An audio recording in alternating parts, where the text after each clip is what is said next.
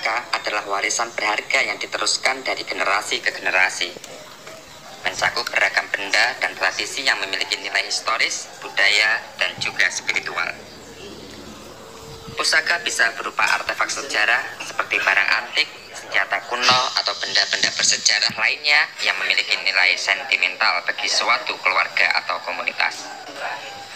Namun, pusaka juga mencakup pengetahuan tradisional, kisah-kisah leluhur, lagu-lagu adat, dan praktik kepercayaan yang diwariskan dari masa lalu, memperkaya identitas budaya suatu bangsa atau etnis. Pusaka seringkali dijaga dengan hati-hati sebagai bagian penting dari warisan budaya yang harus dilestarikan dan dihormati. Karena pentingnya pusaka, maka tokoh senior PSHT Provinsi Jawa Tengah, Kang Mas Nur Hadi Abbas, menggelar kegiatan pelatihan jamasan pusaka di Padepokan PSHT Magelang pada hari Selasa 30 April tahun 2024. Menurut Kang Mas Abbas, kegiatan pertemuan itu merupakan kegiatan rutin di Padepokan PSHT Magelang.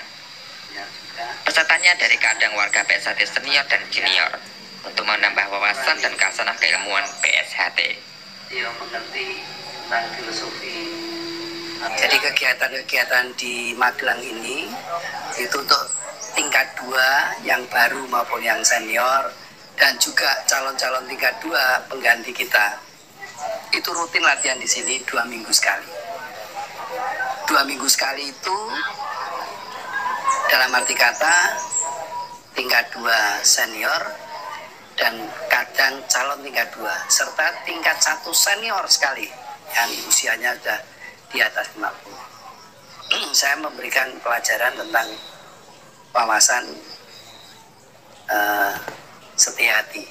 Nah, setelah itu ada pelajaran vertikal dan pelajaran horizontal. Artinya pelajaran-pelajaran yang ada kandungannya di dalam koridor Pendekar Pencak itu sendiri.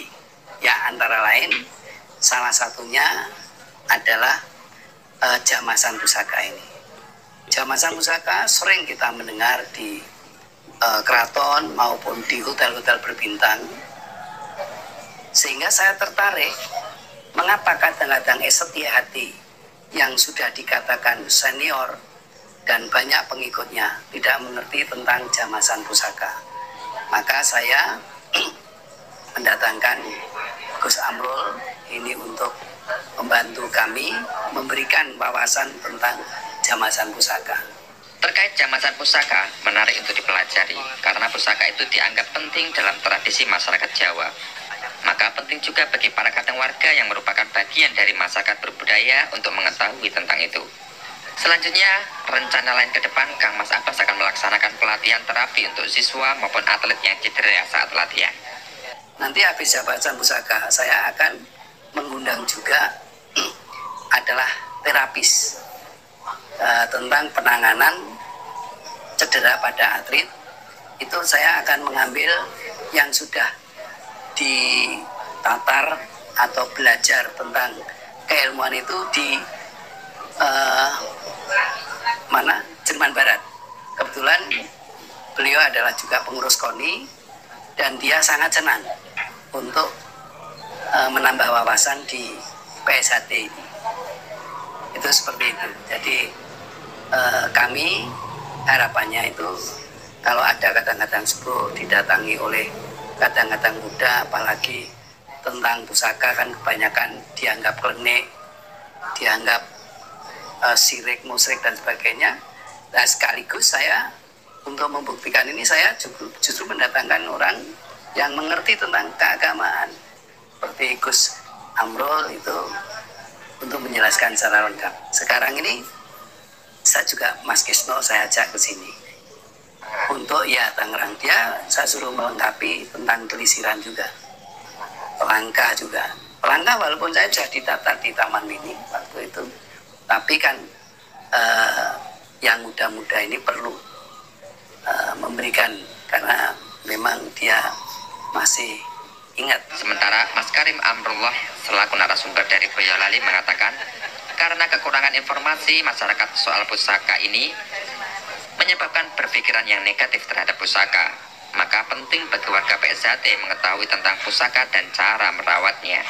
ketidaktahuan kita atau minimnya informasi tentang pusaka, baik itu keris, tombak, dan sebagainya, itu membuat orang membuat persepsi sendiri-sendiri tentang pusaka.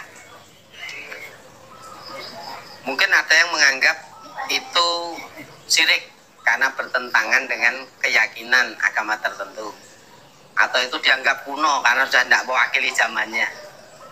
Padahal saat kita bicara pedang Excalibur punya orang luar sana, kita mendengar ceritanya, kita terkagum. Kita melihat pedangnya Salahuddin Al-Ayyubi, kita akan terheran-heran. Padahal kita sendiri punya budaya, pusaka atau senjata yang tidak kalah dengan mereka.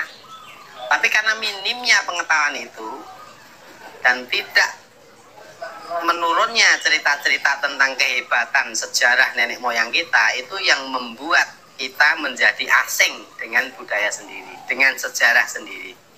Kita tahu era Mangkunegara I, ya Raden Said atau lebih dikenal dengan Pangeran Sambernyawa, itu beliau punya pasukan khusus wanita. Dan dalam sejarah beliau tidak pernah sekalipun kalah dalam pertempurannya.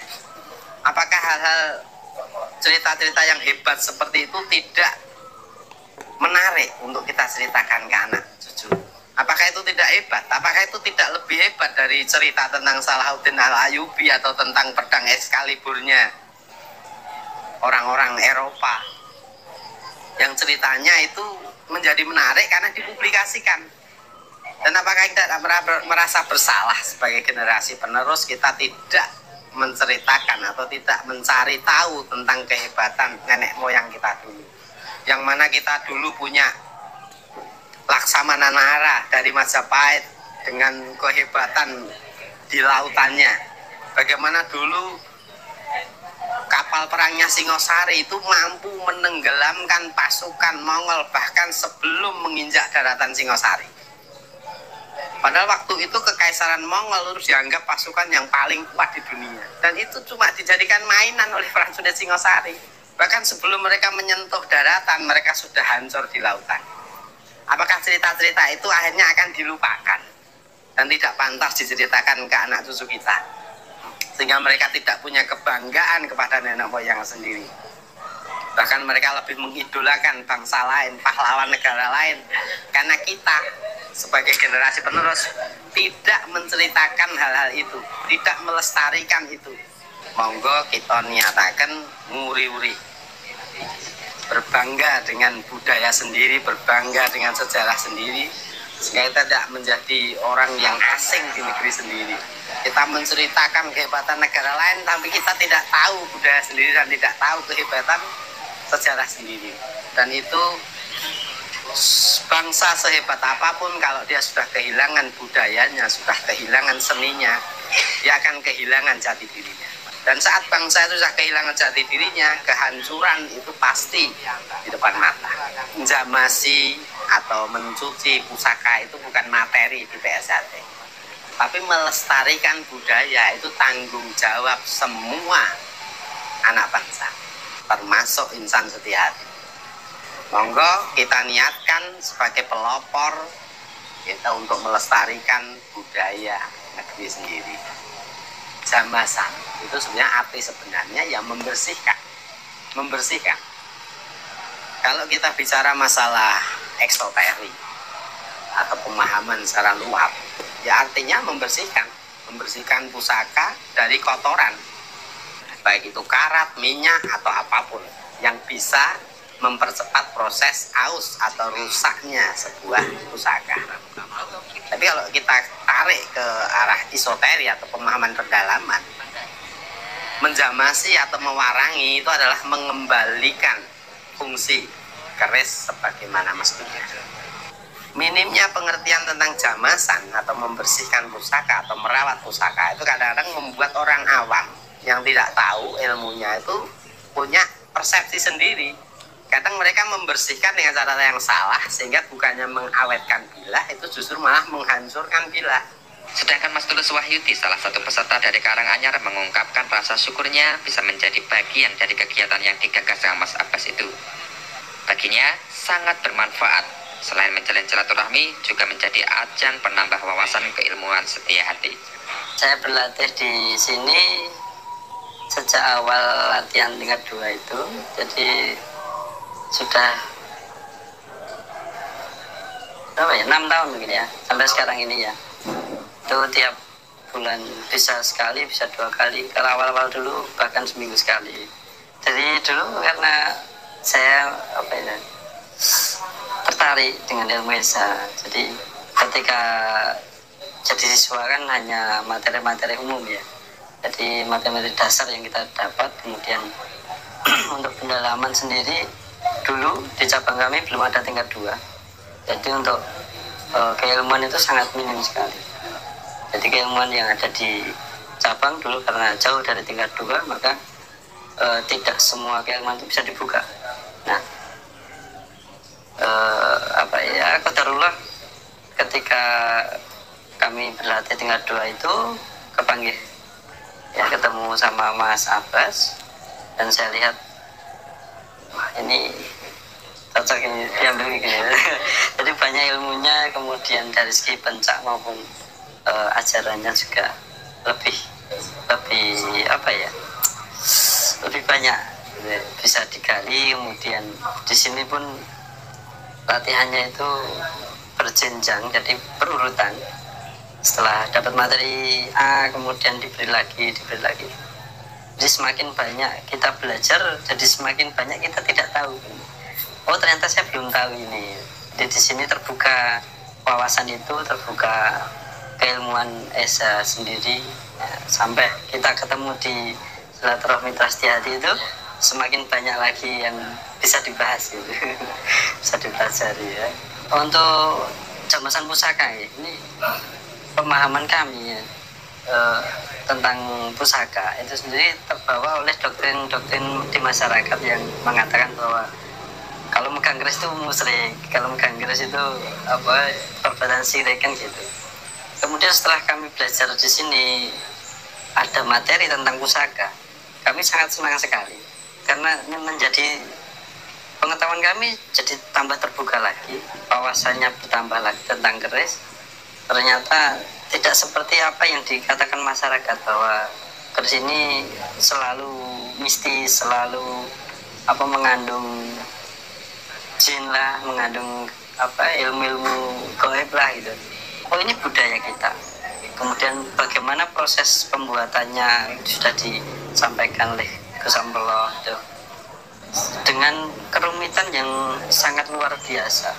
Maka ketika ada adab untuk memegang keris, membuka keris dari warongkonya itu memang bukan karena kita menyembah keris, bukan.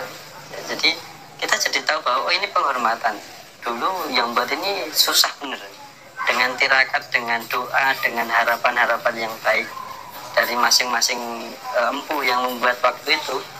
Ya, jadi itu memupus semua doktrinan yang dulu saya terima.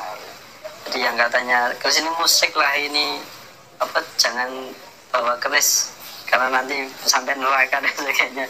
Nah ini membuka wawasan itu, dan saya harapkan nanti pun juga akan diketahui oleh masyarakat umum bahwa keris ini tidak semistis itu.